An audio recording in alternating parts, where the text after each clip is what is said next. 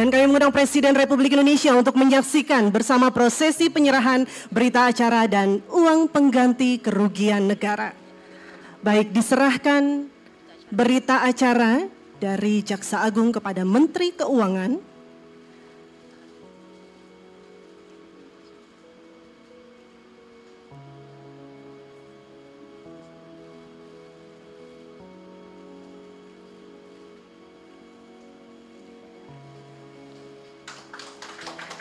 Selanjutnya, penyerahan uang pengganti kerugian negara sebesar 13.255.244.538.149 rupiah. Boleh kita berikan tepuk tangan sekali lagi?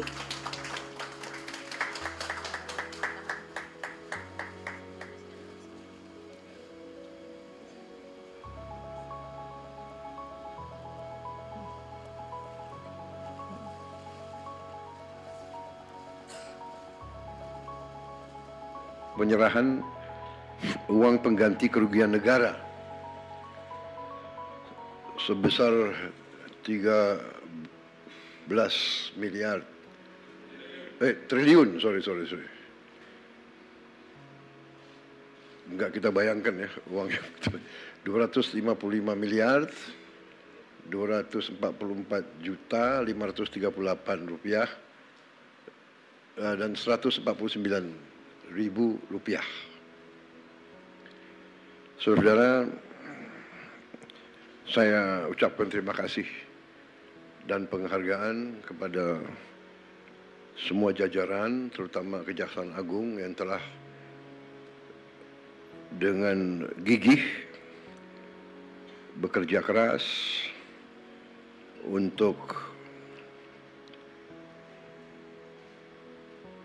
bertindak melawan korupsi, manipulasi, penyelewengan. Saudara-saudara, 13 triliun ini kita bisa memperbaiki renovasi 8.000 sekolah lebih. 8.000 lebih sekolah. Kalau satu kampung nelayan kita anggarkan 22 miliar, kampung untuk nelayan dengan fasilitas yang selama 80 tahun Republik Indonesia berdiri tidak pernah diperhatikan dan tidak pernah diurus. Sekarang kita memperbaiki, kita membangun desa-desa nelayan dengan fasilitas modern. Rencananya sampai akhir 2026 kita akan dirikan 1.100 desa nelayan. Tiap desa itu anggarannya 22 miliar. Jadi 13 triliun ini berarti kita bisa membangun 600 kampung nelayan. Satu kampung nelayan itu kepala keluarganya 2.000. Jadi kalau dengan istri dan anak 3 itu 5.000 per desa. Kalau kali 1.000 itu 5 juta. 5 juta orang Indonesia bisa hidup layak. Itu kalau 1.000, kalau 600 berarti 5 juta rakyat Indonesia. Ini saya ibaratkan arti daripada uang yang nyaris hilang. Dan ini baru satu sektor, kelapa sawit, dan satu bentuk penyimpangan, yaitu tidak diutamakan atau tidak dipatuhi kewajiban untuk menyediakan kebutuhan bangsa dan negara, padahal ini adalah bumi dan air milik bangsa Indonesia. Hasilnya diambil dikeruk, dibawa ke luar negeri. Rakyat dibiarkan kesulitan minyak goreng untuk berminggu-minggu. Ini sebetulnya menurut saya ya sangat kejam, sangat tidak manusiawi. Apakah ini benar-benar murni keserakahan atau ini bisa digolongkan subversi ekonomi sebenarnya. Jadi saya sampaikan penghargaan saya kepada kejaksaan, terima kasih. Tapi saya ingatkan masih banyak tugas kita, masih banyak tambang yang ilegal. Kerugian kita juga mungkin puluhan triliun kalau tidak ratusan triliun.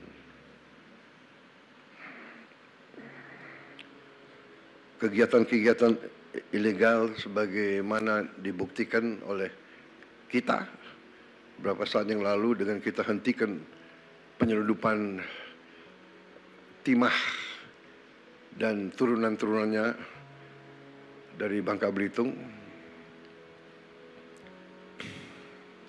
oleh Satgas Penertiban Kawasan Hutan dibantu oleh TNI secara masif dan lembaga-lembaga lain, kejaksaan,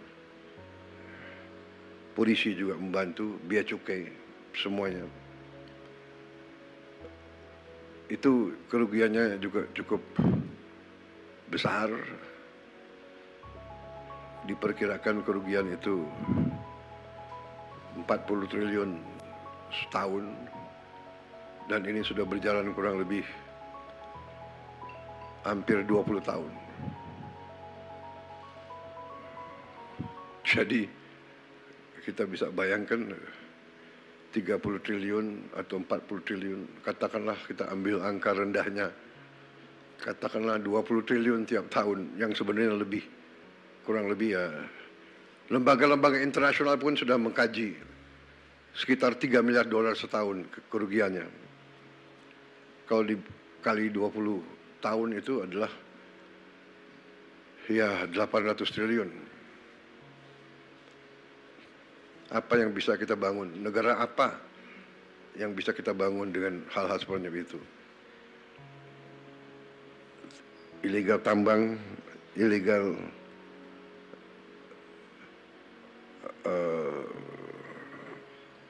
komunitas-komunitas lainnya